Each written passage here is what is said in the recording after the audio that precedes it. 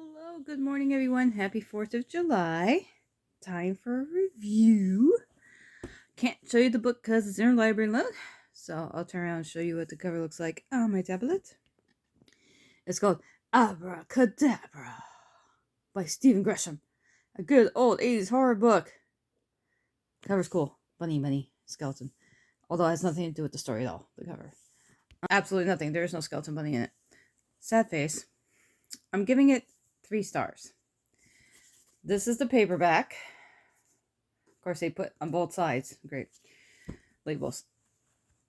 So, Abracadabra, like I said, it's old 80s horror book. Not really scary. It's about this girl named Juice. I swear to God, her name is Juice, like orange juice, spelled the same way. And her grandpa, Pana, otherwise known as Nat Smith, but she calls him Pana, gives her a skeleton key to keep hold. And she wants to be a magician, so the skeleton key works wonders for her. She could do magic tricks with her skeleton key. And the one day she goes to the theater, which she likes to go to practice her magic, and she realizes the door to the downstairs is open because I guess construction crews are working on the basement. But of course, because in any horror book, you have to go down the basement because it's always a good choice and smart.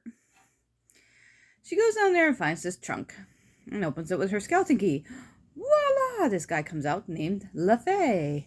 Oh, thank you. I was stuck in this trunk. I was trying to do a magic trick. And apparently he is an evil man. I'm not going to get too much out because I'll give too much spoilers, but now he's going after her grandpa's magical group called the Slights and killing them for revenge. And I'm not going to say why. So that's the basic gist of the story. There is, what's the best word I can think of? There is abuse in this book, meaning the mother abuses the daughter like you wouldn't believe. It's horrible. So if that's a trigger for you, don't read it, because she does a lot to abuse Juice. I think that's really the only trigger that I found, but like I said, it wasn't scary for me. I know this is old 80s horror, so some of them are just like, ooh, he killed this guy in his casket, and there's all kinds of spikes, and there's blood all over the floor. That was like the probably only grossest part of it. That's it. I thought the story was no, I'm going to say well written. I thought the story was good. I'm not going to say well written because the way Juice talks is just like hokey, and you think she's from the country the way she talks. But she lives in the city, I'm assuming. It never says where she really truly lives, but she does live in the city, but she definitely talks country. And I'm just like, why? Her mom and dad don't talk like that. Her grandfather doesn't talk like that. But anyways. Oh, another trigger I forgot is that her brother drowned. So again, if that triggers you, don't read it. Because they talk a lot about her brother and his death.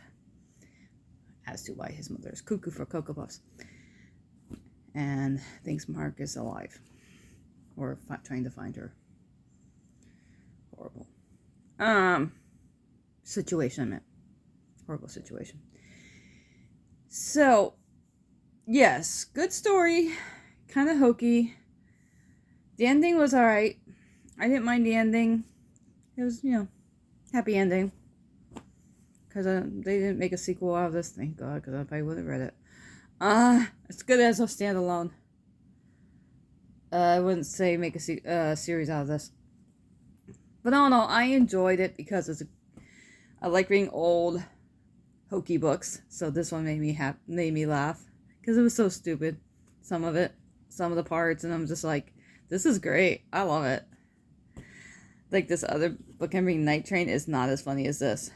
I don't mean this is supposed to be comedic. I mean hokey. You know what I'm saying? With the way Juice talks. So yeah, if you like 80s horror, I recommend it. Like I just said, if those things trigger you, what I said before, don't read it. But it's a good substantial read. Alright, so once again, I think my favorite character was definitely Pana, her grandpa. He was a great character. Or even the evil... No, I didn't like the grandpa the best. I liked Elf and Screamer. They were my favorite. And I'm sad. I'm not going to cry, but I'm sad. But Elf and Screamer were my favorite. And I'm not going to say who or what they were, but they were my favorite characters. Okay. So, Beyonce, it's called Abracadabra by Stephen Gresham. And I'm giving it 3 stars. Alright, that's it for me today. Everyone have a great holiday. Be safe out there with the fireworks. And I'll see you next time. Happy reading.